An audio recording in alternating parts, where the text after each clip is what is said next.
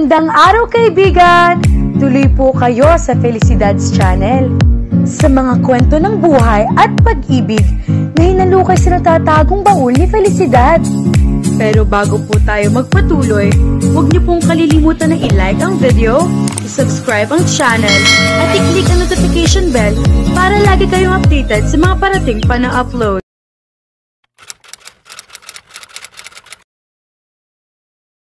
Mabuti-buti na ang pakiramdam ni Kiana, kaya pumasok na siya sa trabaho. Pinalibutan siya ng mga kaopisina niya at isa-isang kinumusta ng mga ito ang lagay niya. Tumaba ang puso niya sa nakitang pag-aalala ng mga ito sa kanya. Pagkatapos magpasalamat sa mga ito, ay nagsimula na sila magtrabaho. Nilapitan siya ni Kai at inakbayan. Alam kong kagagaling mo lang sa sakit, pero marami tayong dapat gawin para sa itatayong resort ng mga Velasquez. I know, ani ang nginitian ito. As a matter of fact, nasimulan ko nang i-modify yung naunang designs na ipinakita niyo sa kanya. Iniabot niya rito ang USB. Talagang maasahan ka, tuwang-tuwang sabi nito. Kaya ang gustong-gusto kitang kapartner eh. Naku, nang bola pa to. Ako nang bahala rito. Pagkasabi niyon ay umalis na ito. Nakangiting sinundan niya ito ng tingin. She missed working with her co-employees. Nakatulong din sa kanya ilang araw na pamamahinga para makapag-isip at limian ng mga payo sa kanya ni Ercil. Na mga sumunod na sandali, masyado na siyang abala kaya hindi niya namalayan ng oras. Iwinaksi niya kung ano-anong alalahanin. Gaya nga ng sabi ni Ercil, may positibong na itutulot ang pagiging single. I-enjoy na lang niya ang kanyang buhay. Sisikapin na niyang kalimutan si Peter kahit alam niya mahihirapan siya. Marami pa siyang makikilalang ibang lalaki. Kapag may nanligaw ulit sa kanya, ay kikilatisin muna niya na mabuti. Sisiguruhin niyang mahal na mahal siya na lalaking sasagutin niya. Gagamitin naman niya ang kanyang isip kaysa sa puso. Nilapitan niya si Bernie. Tawag ka naman sa Velasquez. I want to set a meeting with them tomorrow para ma-approve na nila ang final plans. Sure, sagot nito. She continued working. Pagkalipas ng ilang minuto ay lumapit ito sa kanya at sinabing confirmed na ang meeting niya sa susunod na araw. Nagpasalamat siya dito. At the back of her mind, she was dreading to meet Aidan again. Nagmamaneho si Kiana papunta sa opisina ni Aidan na makatanggap siya ng tawag mula kay Bernie. Tumawag daw si Ramil at sinabing wala sa opisina ang amo nito. Ipinasasabi rin daw sa kanya na sumunod na lang siya kay Aidan. Talaga naman, naiinis sa sabi niya. Nagmaniobra siya pabalik. Tumuloy siya sa Shangri-La Hotel. Naroon daw si Aidan sa isang restaurant doon. She found him sitting on one of the red comfortable couches. Nilapitan niya ito. Good afternoon, kaswal na bati niya rito. Mula sa laptop nito ay nagtaas ito ng mukha at nginitian siya. Good to see you're well now. Please, have a seat. She immediately got down to business. Nagawa ko na mga modifications na gusto mo sa plano. He studied the plans she presented. Siya ang mas matagal na nagsalita sa buong meeting. Marami itong itinanong at nagawa niya sagutin ang lahat ng iyon. Based on his reaction, he seemed satisfied. Pananatilihin nila ang Spanish style ng villa. Isinunod din nila sa style niyon ang gagawing resort. 70% ang kailangang i-improve sa villa. Mostly is interior part dahil gusto ni Aidan na ang main house ay gawin lamang reception hall, recreation area at dining place. Ang mga cottages ay itatayo nila sa magkabilang gilid ng main house. Sa gitna niyon ay ang malaking swimming pool na konektado sa gagawing swimming pool sa ibabang bahagi ng villa. I'd like to have a scale model of the villa. Do you think you can send it to us within the week? We will try our best, sagot niya. Pinag-aralan ulit nito ang plano. Wala na ako ibang gusto ipabago. I-schedule na lang natin kung kailan ang groundbreaking. Kapag kuwan ay sabi nito. Pero wala na sa sinabi nito ang isip niya kundi sa isang babae at isang lalaki na tatanaw niya mula sa glass window ng restaurant. Kumuyom ang isang kamay niya. Is something wrong? Napapidlag siya sa pagkarinig sa boses ni Aidan. Tumingin siya dito at saka umiling. Lumingon naman ito sa bintana bago ibinalik ang tingin sa kanya. Excuse me, she said in an edgy voice. Tatayo na sana siya na pigilan ito. No, you sit back. His voice was firm and demanding. Anong gagawin mo? Lalabas ka at hahabulin mo siya? You will confront him? What's next? Iyong babae naman ang babalingan mo? That's really a bad move. Napamaang siya dito. Kung ganoon, ay nahulaan na nito na si Peter nakita niya. Pero bakit nila sinasarmonan siya nito? At sa dinami-rami naman ng lugar at araw, ay bakit nakita niya si Peter kung kailan kasama niya si Aidan? Tumingin ulit siya sa labas ng restaurant. Peter and the woman were still there. Mukha nag-uusap pa mga ito kung papasok o hindi. If you really love the man, you will set him free. Pero sa nakikita ko sa iyo ngayon, mukhang nahihirapan kang gawin yun. That's very selfish, you know. Kung ganyan ka magmahal, hindi na ako magtataka kung bakit iniwan ka niya. Nagulat siya sa mga sinabi nito. How dare you lecture me about love? Wika niya.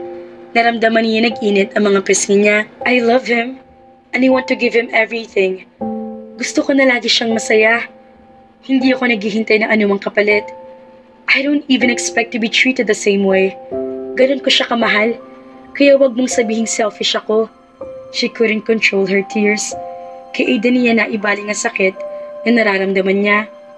Nanatili lang ito nakatitig sa kanya. Nagmahal ka na ba? Alam mo ba kung gaano kasakit masaktan? Do you know how I feel right now? Pagkatapos ko siyang mahalin, he ditched me. Is it a crime to ask him what I've done wrong? Masama bang umasa na babalikan niya ako? What if he doesn't want you anymore? Anong gagawin mo? Magmumukmuk ka at magpapakalunod sa alak? He seemed angrier by the minute. Kung para sa kanyang galit na iyon, ay hindi niya alam. Tumigil ka na please, mahinang sabi niya. Pababayaan mong sarili mo? Hindi mo iniisip na nasasaktan ng ibang tao nagmamahal sa'yo dahil sila naman ang binabaliwala mo. How do you call that? Isn't that selfishness? I said tumigil ka na. Hindi na niya nakontrol ang kanyang emosyon. Sino ka para husgahan ako? You've only known me for a short time, kaya hindi mo ako pakilala. Aidan flinched. Ani mo na tauhan nito sa hindi na kontrol na emosyon. But he didn't apologize. He just stared at her, as if seeing her for the first time. Pinahid niya kanyang mga luha at nagmamadaling inayos niya kanyang mga gamit. Hindi na niya matitiis na manatili pa roon kahit isang saglit. If you don't have any questions, I will leave now. Malamig na sabi niya. Na hindi ito umimik, ay tinalikuran niya ito at mabilis sa lumabas ng restaurant. Hindi niya alam kung anong higit na nagpabigat sa loob niya. Ang makita si Peter na may kasamang ibang babae o anong nangyaring sagutan sa pagitan nila ni Aidan. Lumingali nga siya. Andito pa kaya sila? Bigla ring umalingaw-ngaw sa isip niya ang sinabi ni Aidan. Hindi siya sang-ayon sa sinabi nitong sinasaktan niya ang mga mahal niya sa buhay. Hindi nga ba? Naalala niya kung paano nalungkot si Kaylee nang palabisin niya ito noon sa kanyang silid. Dali-dali lumabas siya ng lugar na iyon. Kinagabihan ay hindi agad siya nakatulog sa pag-iisip. Masama pa rin ang loob niya kay Aidan dahil sa pakikialam nito. Pero hindi niya may tatawang may katotohanan din ang ilang mga sinabi nito. Ayaw man niyang aminin ay nasapol siya ng mga salita nito. Hanggang kailan nga ba siya iiyak dahil kay Peter? Hindi ba't bago pa niya nakita ito, ay nangako na siya sa kanyang sariling kalilimutan na ito? Ilang sandali pa siya nag-isip bago nagpa siya at dapat na talaga niyan turuan ng kanyang puso na kalimutan si Peter. She also promised she would make up with her family and friends. Si Peter ang naging sentro ng kanyang buhay kaya pansamantala niya nakalimutan ang mga taong nakapaligid sa kanya. Ipinasyal ni Kiana si Kaylee sa amusement park. Isinama rin niyang Ate Norma niya at si Ursula na parang bata habang kasamang nakasakay si Kaylee sa merry-go-round. Kumakaway ang mga ito sa kanila ng ate niya na nanonood lang. Tuwang-tuwang pamangkin niya kapag kinukunan niya ito ng litrato. I'm happy you're getting back on your feet again. Anang ate niya, ninitian niya ito. Akala mo ba, hindi ka nakakarating sa akin ng mga nangyayari sa'yo? Sinabi ni Mommy sa'yo, inakbayan siya nito. He's not worth it. Alam mo, umpisa pa lang, ay hindi ko na siya feel para sa'yo. At tama nga ako. Lagi kang tama, wika niya. Noon niya na-realize na hindi nito nagustuhan ng lahat na naging nobyo niya. Bigla niya naisipang magbiro. Sa tingin mo ba, kapag may pinakilala ulit ako sa'yo, masasabi mo agad kung para talaga siya sa akin? I will see. Don't tell me. May lalaki na bumihag sa puso mo. Umiling na tumawa siya. Of course not. It's just a joke. Agad din naburang ngiti sa mga labi niya. I'm fine. Thanks, ate. Na-appreciate ko talaga yung concern niyo sa akin. Naputol na pag-uusap nila nang tumakbo lumapit sa kanila si Kaylee. Nakasunod dito si Ursil. Tita Kiana, let's ride again. Niyakap at kinarga niya ito. Masarap bang sumakay? Tumangutango ito. Doon naman tayo sumakay sa flying car. Yaya ni Ursil sa pamangkin niya. Sige po. Pagpapayag ni Kaylee. They all enjoy that day. Nakatulog sa pagod ng pamangkin niya habang pauwi na sila. Inihatid niya ito at ang mami nito bago sila umuwi ni Ursil sa condominium niya. Balak nila magkaibigan na mag-movie marathon. Susulitin nila ang weekend na iyon dahil pagkatapos niyon ay magiging busy na ulit sila. Sisimulan na kasi ang construction project nila kay Aidan. Kasalukuyan ang sinisimulan ang cleaning sa construction site bilang paghahanda sa groundbreaking. Kung hindi lang kailangan ng presensya niya roon, ay hindi sana siya pupunta. She didn't want Aidan to meet again, pero iyon ay isa sa mga pagkakataong hindi niya ito naiiwasan. Kilalang negosyante at politiko ang ilan sa mga bisita sa groundbreaking. Noon napatunayan ni Kiana na talagang malaki ang business empire ng mga Velasquez. She thought at first that Velasquez Group concentrated only on building resorts, but she found out that they also owned a chain of restaurants in the metro and suburb. Aaminin man niya o hindi, ay walang duda mahusay na negosyante si Aidan. No wonder, he could easily throw his weight around people. May karapatan itong umasta ng ganoon kung pagbabasahin ang katayuan nito sa buhay. Tilipunan niya ito ng tingin habang abala ito sa pakikipag-usap sa mga bisita nito. Kitang-kitang otoridad sa anyo nito. Noon lamang niya ito natiginan ng mabuti, matangkad at magandang katawan nito. She wondered how he was able to maintain that kind of body if he was so busy running his business. What was she thinking? Bakit niya naiisip ang mga naroong bagay tungkol kay Aidan? Ipinilig niya ang kanyang ulo at nag-concentrate sa kinakain. Sa simula pala ng event na iyon, ay nagawa na niya iwasan si Aidan kahit isa siya sa mga key persons sa groundbreaking. She wanted to congratulate herself for that. Kung siya rin lang ang tatanungin, ay kanina pa niya gustong umuwi. Pero mukhang balak pang magtagal doon ng mga kasamahan niya. Nag-e-enjoy pa mga ito at lalo na't may maliit na bar ang villa na puno ng iba't ibang klase ng alak. Bumabahari ng pagkain. Pagkatapos kumain ay nagtungo siya sa veranda kung saan tanaw ang dagat. Pinanood niya ang paglubog ng araw. Medyo nagulat pa siya nang biglang tumunog ang cellphone niya. Nag-text si Ursil at hinahanap siya. Napangiti siya. Para namang nasa malayong lugar siya. Ipinasya niyang puntahan ang mga ito. Pero napahinto siya na makasalubong niya si Aidan. Umiwas siya ng tingin at lalong binilisan ng paglalakad. Hindi niya ito tiningnan na magtapat siya dito. Sinundan ng tingin ni Aidan si Kiana. Kanina pa niya nahahalatang iniiwasan siya nito. Hindi siya nagtataka kung bakit ganoon ito sa kanya. Pero hindi niya maikakailang hindi siya sanay na binabaliwala. Sanay siya laging binibigyan ng atensyon, lalo na ng mga kababaihan. Si Kiana ang unang babaeng umiwas sa kanya na para may nakakahawa siyang sakit. He never apologized to her.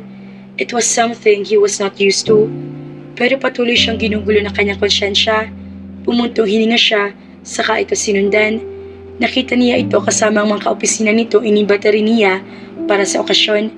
Hindi siya nagdalawang isip na lapitan nito para sa ikatatahimik na kanyang isip. I want to invite you for dinner tomorrow night. Wika niya. Nagtaka pa siya dahil hindi naman iyon ang balak niya sabihin dito. Napamaang ito sa kanya. Halata sa mukha nito at ng mga kausap nitong labis sa pagtataka. Hindi na niya mababawi ang sinabi niya kaya hinintay na lamang niya ang sagot nito. I'll take your silence as a yes. Kapag kuwan, isabi niya na hindi pa rin ito umimik. I'll see you at Italianis in Greenbelt, 8 o'clock p.m. Tinanguan at minitian niya mga kasama nito, saka siya tumalikod. Hindi siya sigurado kung tama bang ginawa niya. Hindi makapaniwala si Kiana na inimbita siya ni Aidan na mag-dinner. Bakit ikaw lang in-invite niya mag-dinner? Sabi ni Ursil. Mas nauna ito makarecover kaysa sa kanya. Is there something going on between you and Mr. Velasquez? Wala no? Mabilis sasabi niya. Pinagtaasan siya nito ng isang kilay. Anong ibig sabihin nung nakita ko? Hindi ako bulag. Wika nitong tiningnan siya na makahulugan. Parang binabalaan siya nito. Guys, huwag kayo mag-isip ng kung ano-ano. Wika niya. Business lang ang dahilan, Kaya niya ako niyaya mag-dinner, okay? Bakit ka defensive? Nanunuksong sabi ni Kai. Hindi agad siya nakasagot. Ganoon ba ang dating sinabi niya? Sa wala nang masabi, ay iba na lang niya ang takbo ng usapan.